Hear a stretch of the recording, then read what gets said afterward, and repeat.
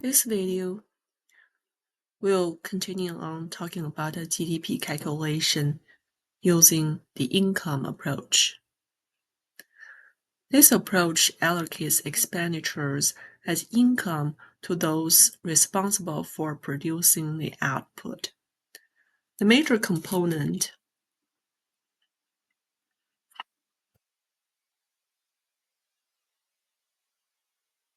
is national income, which is made up of employee compensation, rents, interest, proprietors' income, corporate profits, and taxes on production and imports. The proprietor is the owner of a business or the holder of the property. Corporate profits include corporate income taxes the government takes, dividends among shareholders, and any undistributed profits. The largest share is employee compensation, which includes wages and salaries paid by both businesses and the government, as well as supplements such as benefits paid by employers on behalf of employees.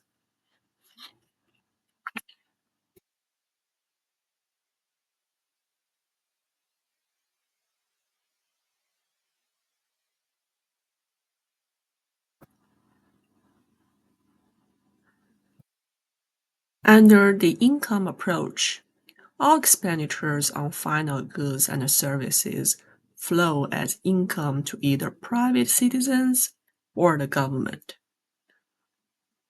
To move from national income to GDP, several adjustments must be made. The first adjustment is for net foreign factor income. This is income Americans gain from supplying resources abroad, which would be taken out, and then income that foreigners gain from supplying resources to the United States would be added.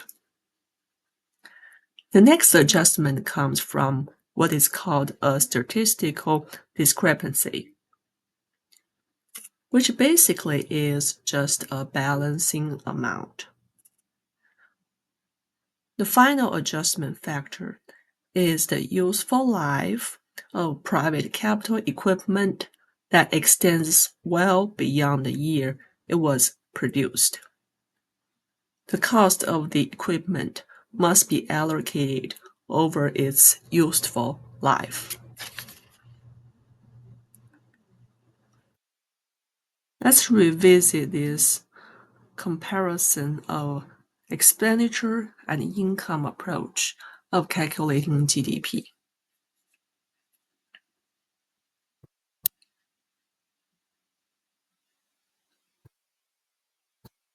The other national accounts provide useful information about the economy's performance. Net domestic product, NDP.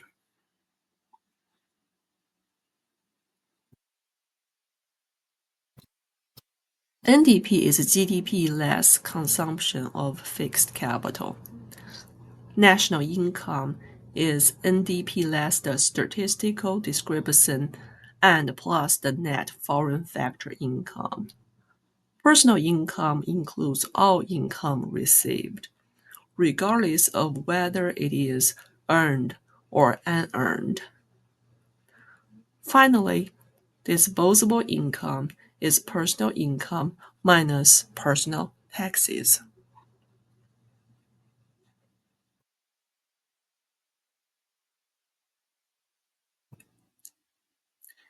Here's the updated circular flow that was introduced in a much simpler form in a previous chapter. However, from this diagram, we can see that even when we account for more transactions in the economy, income and expenditures are equal.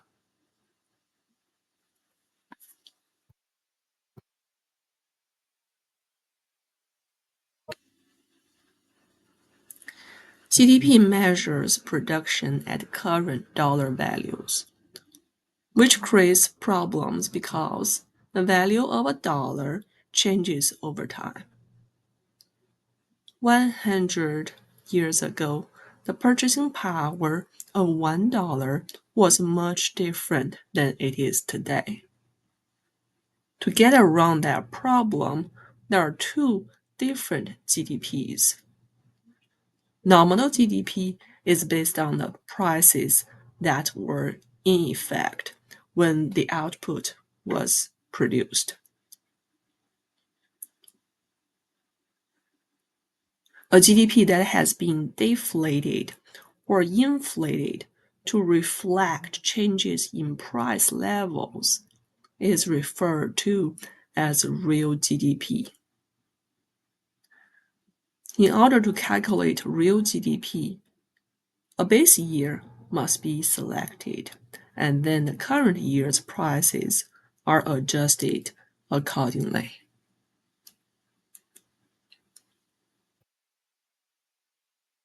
In this table, nominal GDP and real GDP are calculated based on the formula. Years 1 to 3 have been calculated. So for nominal GDP, it is a multiplication of the units of output and the price of that year.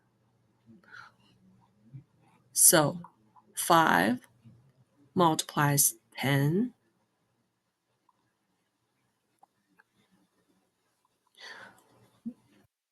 50, 7 multiply 20, 140, 8 multiply 25, 200, and so on and so forth. For real GDP, it always uses the price of the product at the base year. Here, year 1 is chosen as the base year. So the price of 10 is used throughout. So the change of units of output is the only contributor to the change of real GDP. 5 multiply 10, 50, 7 multiply 10, 70, 8 multiply 10, 80. The price index tells us the fluctuation of the price of the same product over time. It assumes the base year's price index is 100. 10 times of $10. Then year 2 will be 10 times of 20. Year 3 is 10 times of 25. See if you can complete the table for years 4 and 5.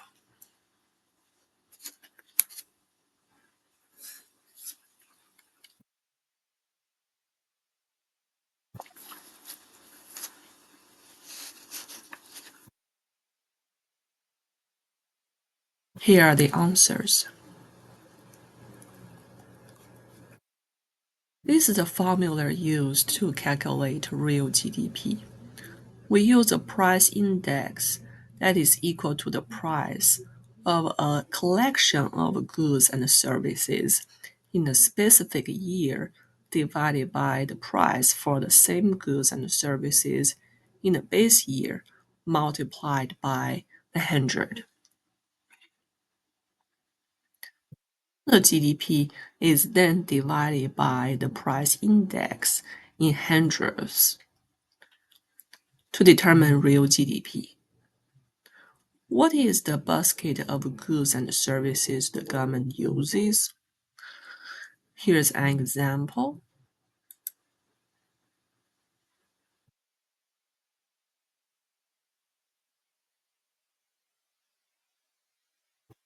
These are the representative goods and services used by the Bureau of Labor Statistics to calculate CPI for all urban consumers.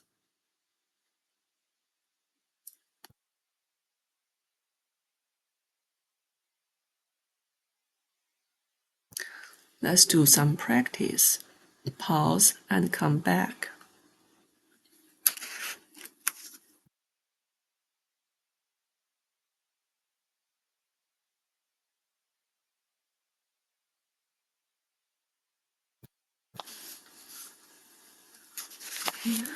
The answer is 300.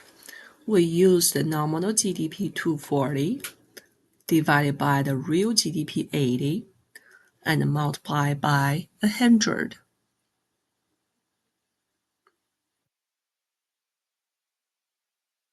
Another practice. Pause and come back.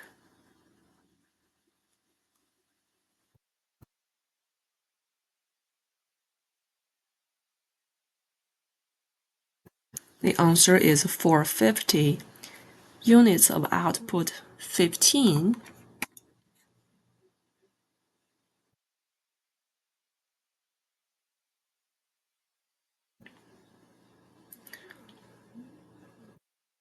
Multiplied by the price of the base, multiplied by the price of year 3, 30.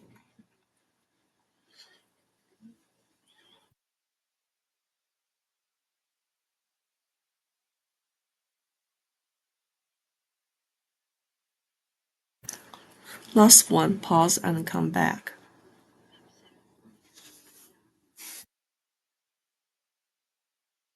The answer is 150. We use the units of output at year 3, 15, multiplied by the price of the base year, which is year 1, $10.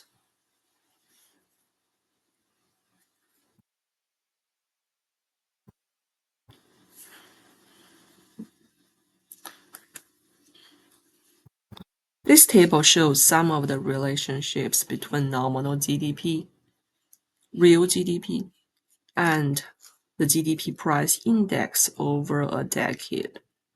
Here, the base year is 2009. Note that is the year where the index is 100.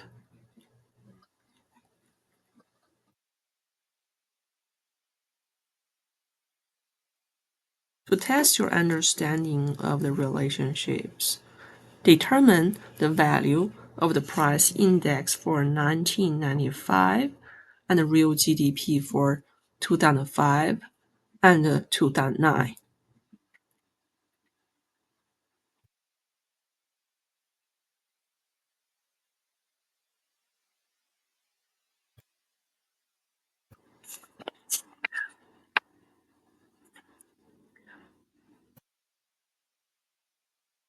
GDP price index for 1995.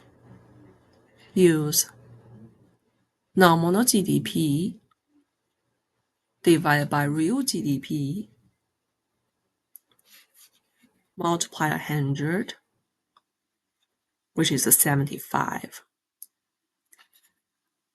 Real GDP in 2000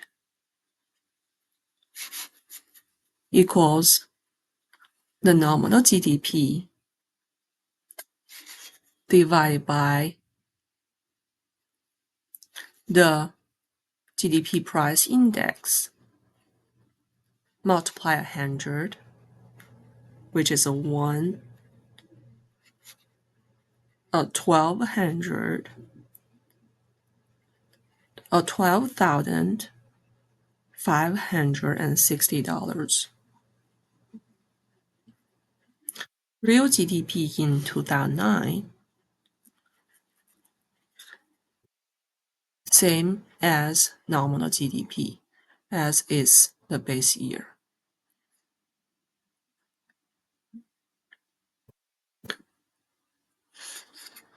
While GDP is a reasonably accurate and a highly useful measurement of how the economy is performing, it does have several shortcomings.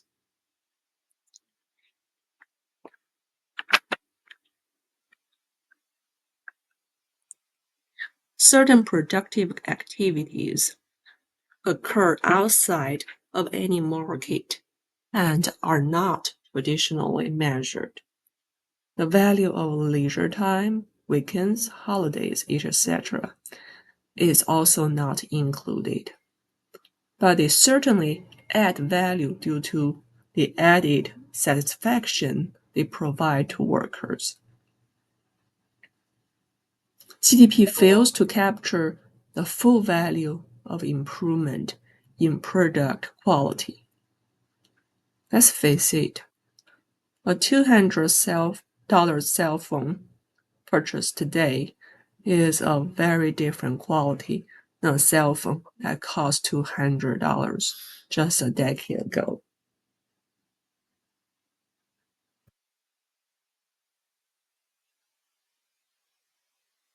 There is also a huge underground economy, mainly comprised of illegal activities, that produces income not measured through traditional GDP methods.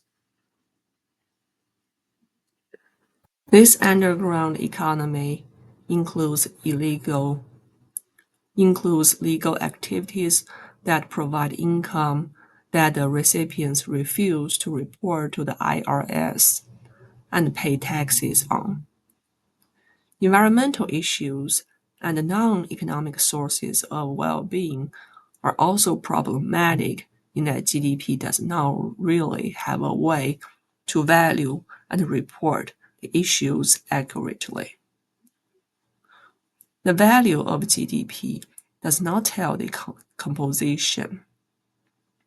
There's no telling whether the products are enriching or detrimental to the society.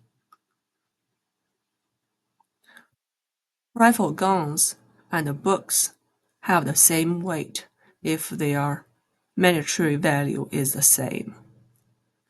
GDP does not measure distribution.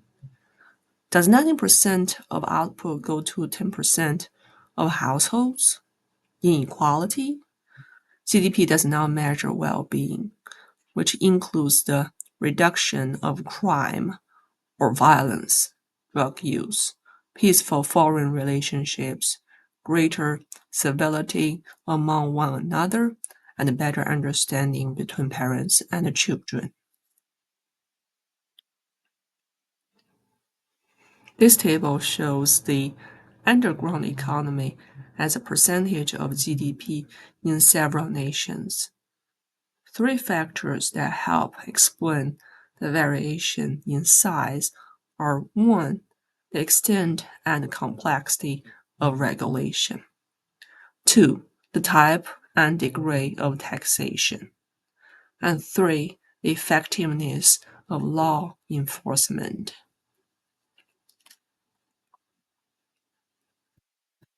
Gross output, GO, is a statistic that sums together the dollar value of the economic activity at each stage into which all economic activity can be grouped. In 2015, GO was 31.5 trillion, while GDP was 17.9 trillion. Gross output is particularly useful when attempting to gauge the magnitude of business cycle fluctuations.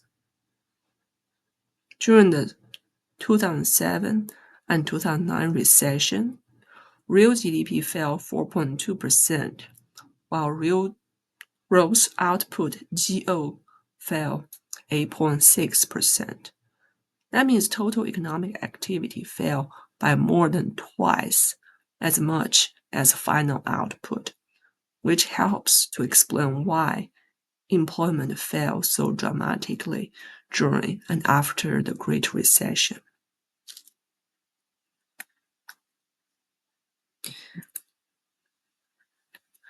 The Bureau of Economic Analysis, an agency of the Department of Commerce, is responsible for compiling the NEPA tables.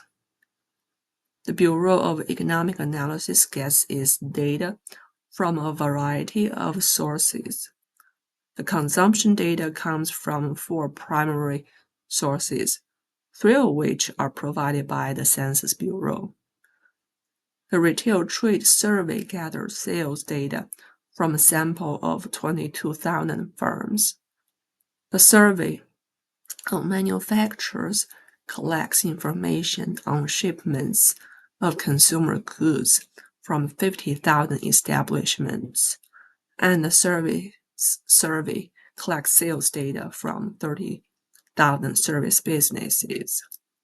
The BEA also collects information from a variety of industry trade sources.